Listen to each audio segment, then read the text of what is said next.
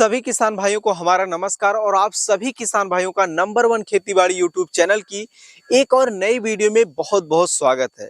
किसान भाई, जैसे जैसे गेहूं की बुआई का समय नजदीक आता है वैसे वैसे हम सभी किसान भाइयों के मन में एक ही सवाल आता है कि आखिर इस वर्ष गेहूं की ऐसी कौन सी वैरायटी लगाई जाए जिससे आने वाले समय में गेहूं की फसल से बेहतर उत्पादन मिल सके।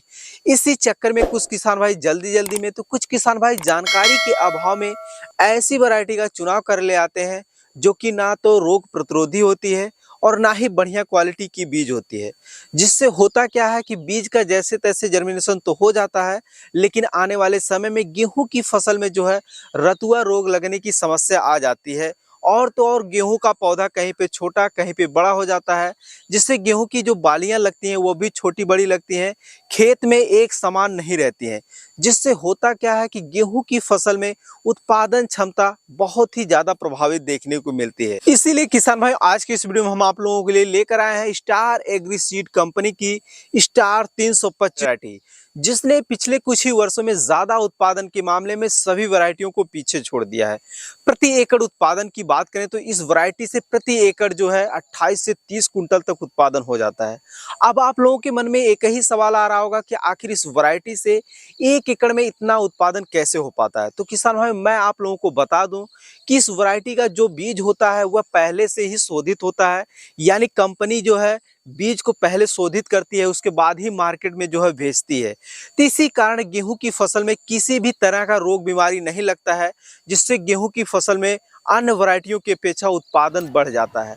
अगर इस वैरायटी की बुआई की समय की बात करें किसान भाइयों, तो इस वैरायटी को आप नवंबर के प्रथम सप्ताह से लेकर 15 दिसंबर तक बुआई कर सकते हैं। प्रति एकड़ बीज दर की बात करें तो 1 एकड़ खेत की बुआई के लिए 40 किलोग्राम बीज की आवश्यकता होती है। सिंचाई की बात करें किसान भाई, तो अगर आप इस वैरायटी को सिंचित एरिया में बुआई करते हैं तो 2 से 3 सिंचाई की आवश्यकता पड़ती है। अगर आप असिंचित एरिया में इसकी बुआई करते हैं तो आपको और भी सिंचाई की आवश्यकता पड़ सकती है। इस वैरायटी की अगर फसल अवधि की बात करें तो 140 दिन से लेकर 145 दिन में यह पककर तैयार हो जाती है। और पौधे की लंबाई की बात करें तो जो है 2.5 से 3 फुट की लंबाई हो जाती है। इस वैरायटी की और भी अधिक विशेषताओं की बात करें किसान भाई, तो इस वैरायटी का जो पौधा होता है उनमें शुरुआती दिनों में ही अधिक कल्लों का फुटाव होता है और उन सभी कल्लों में जो है एक समान बालियां लगती हैं। और यह पौधा जो है कठिन परिस्थितियों में भी जल्दी गिरता नहीं है। और यही कारण है कि इस वैरायटी में जो है जो निकलने वाला उत्पादन होता है वह काफ़ी मोटा और चमकदार होता है।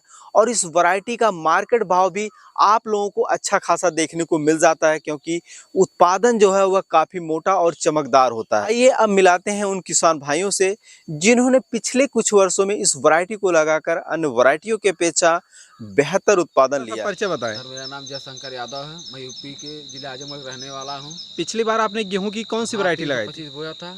उत्पादन कितना हो गया था लगभग? 28 से 30 हुआ था। हाँ। हाँ। जैसे गेहूं की फसल में ज़्यादातर समस्या देखी जाती है कि फसल जो है एक बार ऐसा समय आता है जब वो गिर जाता है, तो क्या ऐसा फसल गिरा हुआ था आपका? नहीं सर, मेरा फसल नहीं गिरा था। अच्छा अच्छा। हाँ। तो अब की बार आप गेहूं की कौन सी वैरायटी लगाने वाले? बनाएंगे जो बनाए थे 300 वाली। अच्छा अच्छा। हाँ। स्टार 325 अब की बार भी लगाने वाले हैं। हाँ, लगाएंगे। जो सामने से किसान भाई आपको देख रहे हैं उन्हें आप क्या सुझाव देना चाहेंगे कि इस वैरायटी को लगाना चाहिए कि नहीं लगाना चाहिए? अच्छा, ये आपके हिसाब से बहुत ही अच्छी वैरायटी। हाँ, किसान भाई, ये थी इस वैरायटी की कुछ खास विशेषताएं जो कि अन्य वैरायटियों की अपेक्षा बहुत ही अच्छी हैं और यही कारण है कि इससे अच्छा खासा उत्पादन हो जाता है। उम्मीद करते हैं वीडियो में दी गई जानकारी आप लोगों को अच्छी लगी होगी। अगर अच्छी लगी हो तो अन्य किसान भाइयों के हित में वीडियो को शेयर कर चैनल को अभी सब्सक्राइब करें। धन्यवाद।